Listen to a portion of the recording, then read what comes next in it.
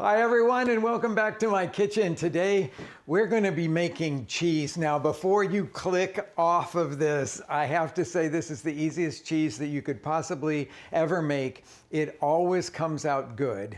I'm saying that because I've never had a failed batch of it, and I will tell you that we have made this recipe basically for cheese in our restaurant for years and years and years. So I know it's foolproof, and I think you're going to love it. Those of you that live in places where Queso Fresco, the fresh Mexican cheese, the crumbling kind, is not readily available, or you don't have one you like available to you, this is what you should really do. But the cheese will only be as good as the milk that you use.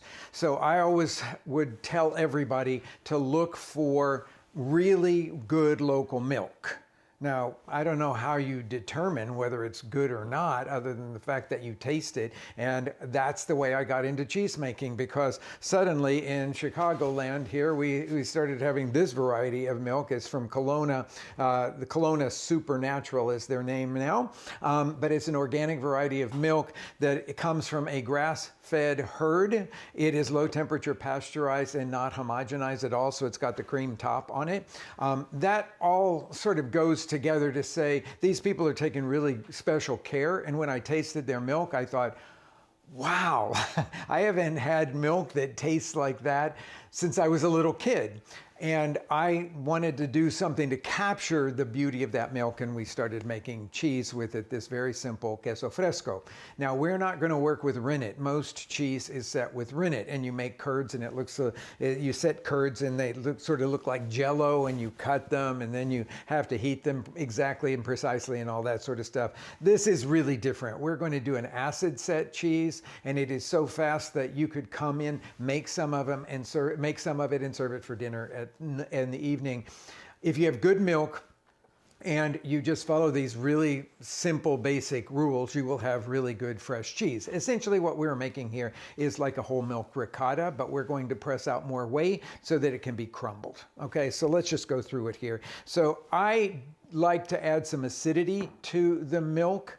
This is my own thing. You don't have to do this if you don't want to, but I always add a couple of cups of buttermilk to the milk that I have. So I have my gallon of milk here. I never make it less than a gallon. A gallon will give you a pound of cheese. A gallon of milk equals a pound of cheese. And so I usually just do it in that quantity. You could cut this recipe in half if you wanted, and it'll work just absolutely perfectly.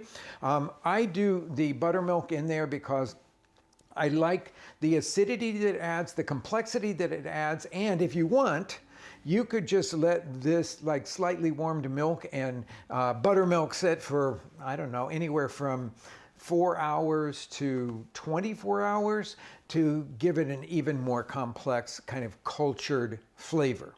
You don't have to do that at all. And in fact, regularly I don't do it, but if I have buttermilk, I will add it to the pot. Now, our next thing to do here is to heat it up. We have to heat it up to about 190 degrees.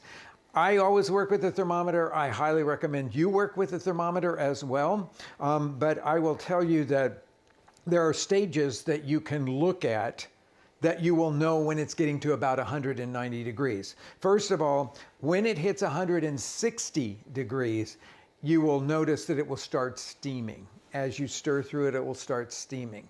Then before it gets to a gentle simmer, a bare simmer, that's your 190, okay? So if you see it come to a gentle simmer, then stop, turn it off, and let it sit for 10 or 15 minutes to cool down a little bit. And then you're going to add the acid to it when it's at about 190 degrees. Milk is very unstable at that 190 degrees. I don't know if you've ever been boiling some milk that was been in your refrigerator just a little too long and it had developed its own acidity, and it can break just like that because it's unstable at about 190 degrees. So then at that point, we're going to add, I'm using fresh lime juice. You could use lemon juice. A lot of people stay away from the flavor that adds, because I'm going to add a half a cup of it to this gallon of milk plus the little bit of buttermilk. And so some people will use citric acid. You can find this in your grocery store most of the time if it's a well-stocked grocery store, but sometimes it will be called sour salt.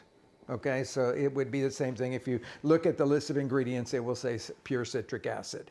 Okay, so this is your two choices are a half a teaspoon of this dissolved in a little bit of water, and that will give you intense acidity to break it, to make the curds start separating from the whey, or the half a cup of lime juice or lemon juice to add to it. But now we got to wait for it to come to that 190 degrees, and I'll show you what that looks like when we reach it.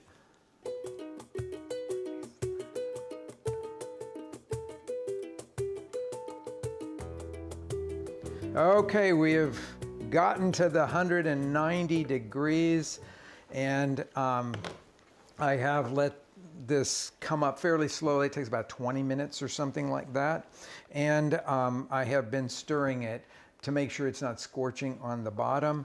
At this point, we'll turn the heat off. I like to do it in a pretty heavy pan so that it doesn't scorch much, but you still have to kind of watch it. And then just put your lime juice or your dissolved citric acid in here. Give a stir to it very slowly and gently, and immediately you will start to see the curds form. So you're going to have to, come in really close here, and you can see the curds starting to form instantly. I like to let it sit for about 10 minutes or so for the curd to firm a little bit. And then while we're letting that sit there, I've got some cheesecloth. You could use a tea towel, like a flat weave tea towel for this. And you want to get whichever it is, cheesecloth or towel, wet. It'll just be way easier to work with if you dampen it like this. And then lay it into a strainer. And after this has sit for about 10 minutes, we'll start ladling off the curd from the whey.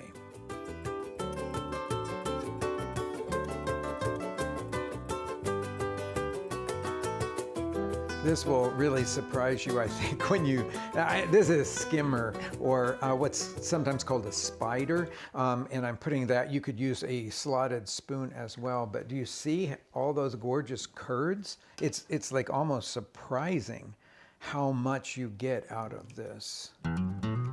Okay, now I'm just going to gather the sides of the cheesecloth up. And remember, the curd's going to be kind of hot. I mean, it's steaming hot now, so it's definitely over 160 degrees. And then I just twist it lightly and then use that to kind of press down and press more whey out. This is the point at which you have to make your own decision about how dry you want this to be. If you just stopped without pressing out very much of it, it will definitely have the ricotta-like texture. If we press out a fair amount of it, it will be more the queso fresco, crumbly, or able to be crumbled to some extent.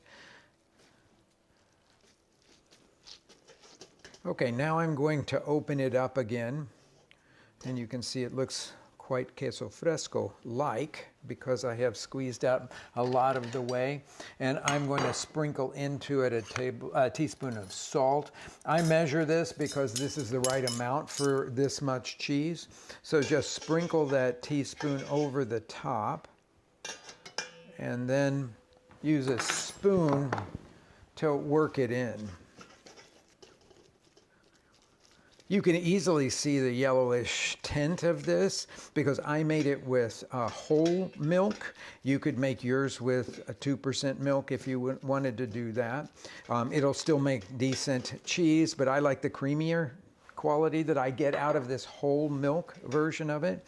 And now I would bring everything together again. You can choose to just form it into a disc before you do the refrigeration of it. I just think it's kind of cool to have a ball of cheese in your house that you have made. So I take a piece of string, go around the top, and then tie it. And then you can flatten it a little bit if you wanted to, or make it into more of a ball. And then we need to refrigerate that overnight, I say.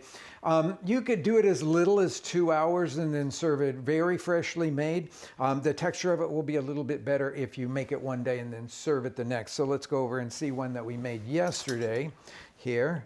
And I will open it up and show you the curd of it, like that. See?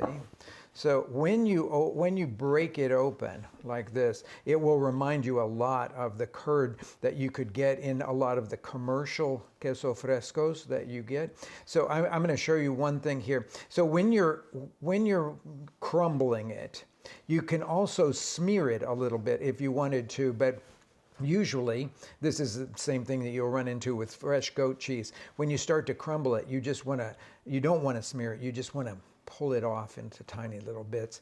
And then this will make something really, really delicious. And it'll give it a very, very authentic Mexican flavor.